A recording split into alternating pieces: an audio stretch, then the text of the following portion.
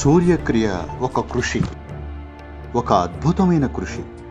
మీ వ్యవస్థను తక్కిన సౌర కుటుంబంతో సమన్వయంలోకి తీసుకొచ్చే సాధన.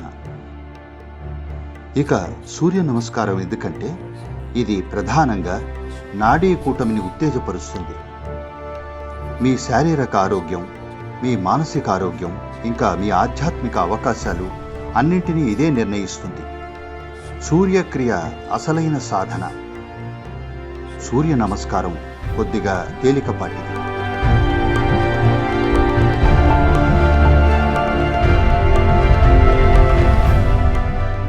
హఠ అన్న పదానికి అర్థం హా అంటే సూర్యుడు, ఠా అంటే చంద్రుడు.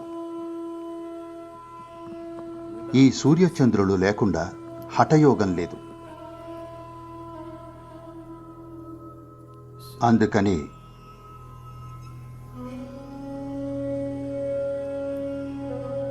చారిత్రకంగా చూస్తే నేను పండితుణ్ణి కాదు కాబట్టి నాకు ఈ విషయం తెలియదు.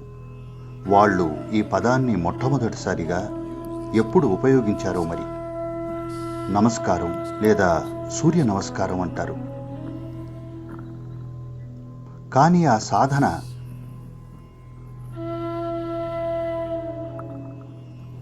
సాధన ఇంకా అది చేసే విధానం కొన్ని చోట్ల ఒక్కో విధంగా నేర్పుతారు.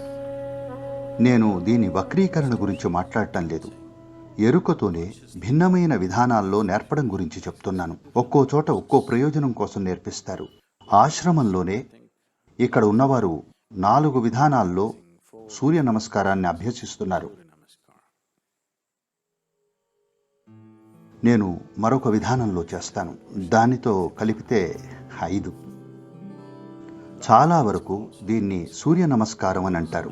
ఎందుకంటే ఇది నాడీ మండలాన్ని ఉత్తేజపరుస్తుంది. వ్యవస్థలో ఉష్ణం ఉత్పన్నం చేసేందుకు సమత్ప్రాణాన్ని లేదా వ్యవస్థలోని సూర్యశక్తిని పెంపొందించేందుకు చేస్తారు. మనం సోలార్ అన్నప్పుడు అది ఒక సంకేతంగా మాత్రమే కాదు. మీరు అర్థం చేసుకోవాల్సింది ఏమిటంటే ఈ భూమి మీద మనం అనుభూతి చెందుతున్న ఉష్ణం అంతా సూర్యుడి నుండి వచ్చిందే. ఇది ఎన్నో విధాలుగా నిక్షిప్తమై విడుదల చేయబడుతుంది. హైడ్రోకార్బన్లు అవి ఉన్న విధంగా ఎందుకు ఏర్పడ్డాయి అంటే అవన్నీ సూర్యుడు ఉష్ణంలో ఉడికాయి. మీరు ఒక కట్టె ముక్కను తీసుకుని దాన్ని కాలిస్తే అది విడుదల చేస్తున్నది సౌరశక్తిని. సౌరశక్తినంతా మనం తీసేస్తే ఈ గ్రహం మంచుగడ్డలా మారిపోతుంది. పరిశోధనలు ఏం చెబుతున్నాయంటే సముద్రాలు 18 గంటల్లో గడ్డగట్టుకుపోతాయని. 18 గంటల్లో. ఇప్పుడు సూర్యుడు మాయమైపోతే ఎల్లుండి కల్లా అన్ని మంచుగడ్డలవుతాయి. ఏదీ ద్రవ రూపంలో ఉండదు. By day after tomorrow morning, everything will be solid ice. Nothing will be liquid. అందుకని అన్నీ సౌరశక్తితోనే నడుస్తాయి. మనం విద్యుత్తును ఉత్పన్నం చేసేది థర్మల్ లేదా గ్యాస్తో అనుకోవచ్చు. లేదు, అన్నీ సూర్యశక్తితోనే నడుస్తున్నాయి. మరో విధానంలో చేయగలిగింది నాకిది ఖచ్చితంగా తెలియదు. దీని శాస్త్రం నాకు తెలియదు. బహుశా అణువును విచ్ఛిన్నం చేయడం అయి ఉండొచ్చు. ఇది సూర్యశక్తి కాకపోవచ్చు.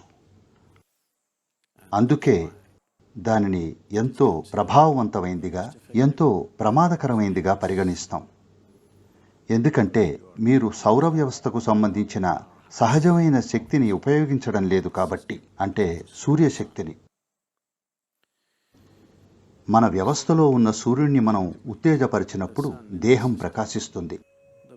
మీకు ఉన్న అనేక రకమైన సమస్యలు ఏవైతే మీ వ్యవస్థలో ఎక్కువ శ్లేష్మంగా బయటపడతాయో, అంటే ఇది కేవలం మీ ముక్కులోనే కాదు, దేహం అంతా దీని శాతం పెరుగుతుంది. ఎవరైతే సూర్య నమస్కారాలు చేస్తారో వాళ్లకు శరీరంలోని ద్రావకాలు ఇంకా శ్లేష్మం చక్కగా నిర్వహించబడుతుంది. ఇక ఇది మీ గురించి ఎన్నో విషయాలు నిర్ణయిస్తుంది. కేవలం భౌతిక ఆరోగ్యం మాత్రమే కాదు, మీ శారీరక ఆరోగ్యం, మీ మానసిక ఆరోగ్యం, ఆధ్యాత్మిక అవకాశం, ఇవన్నీ నిర్వహించబడేది మీలో ఎంత సూర్యశక్తి ఉన్నది అన్నదాన్ని బట్టి, లేదా స్రావాలు ఎంత సమర్థంగా జరుగుతున్నాయి అన్నదాన్ని బట్టి ఉంటుంది. ఒకవేళ మీలో జరిగే స్రావాలు కొద్దిగా సంతులనంలో లేకపోతే ఇక్కడ కూర్చొని వినడం కూడా కష్టమైపోతుంది. ధ్యానం లాంటి వాటి గురించి ఇక మర్చిపోండి. మీకు పిచ్చి పట్టినట్లు అనిపిస్తుంది.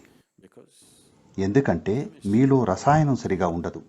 అందుకని ఇది ఎంతో సరళమైన, చాలా ప్రభావవంతమైన సాధన. ఆ సమతుల్యాన్ని కలిగిస్తుంది. ఇప్పుడు మేము హఠయోగా స్కూల్ మొదలుపెట్టినప్పుడు మేము ఒక విధమైన సాధన నేర్పిస్తాం. సూర్యుడికి సంబంధించింది. చాలా వరకు సూర్య నమస్కారంలానే ఉంటుంది, కానీ అది సూర్యక్రియ. ఎందుకంటే అందులో శ్వాసకు సంబంధించినవి ఇంకా వేరే ఉంటాయి. సూర్యక్రియ ఒక కృషి. ఇది ఒక అద్భుతమైన కృషి. మీ వ్యవస్థను తక్కిన సౌర కుటుంబంతో సమన్వయంలోకి తీసుకురావడానికి. సూర్య నమస్కారం ఇంకా సూర్యశక్తి అని ఇంకోటి ఉంది. ఇవి కజిన్స్ లాంటివి. ప్రజలకు సూక్ష్మమైనవి చెప్పినప్పుడు అందరికీ అర్థం కావు. అందుకని దాన్ని కొంచెం తేలిక చేస్తాం. మీరు మీ దేహానికి ఇంకా అతిపెద్దదైన సౌర దేహానికి ఒక సమన్వయం తీసుకురాగలిగితే, ఇది చిన్న దేహం, పెద్ద దేహం అంటే సౌర కుటుంబం. ఈ రెండూ ఒకటిగా ఉంటే మీ శారీరక, మానసిక ఇంకా లౌకిక శ్రేయస్సు పెద్ద శ్రమ లేకుండానే లభిస్తుంది. మీరు చేసేవన్నీ చక్కగా చేయగలుగుతారు. అందుకని సూర్యక్రియ అసలైన సాధన. సూర్య నమస్కారం కొద్దిగా తేలికపాటిది. సూర్య శక్తి మరింత స్థూలమైంది. అది కండలు పెంచడానికి, శరీర పటుత్వానికి, ఏరోబిక్ ఎక్సర్సైజ్ లాంటిది. ఇదొక పూర్తి వ్యాయామం. మీకు ఎటువంటి ఎక్విప్మెంట్ అవసరం లేదు.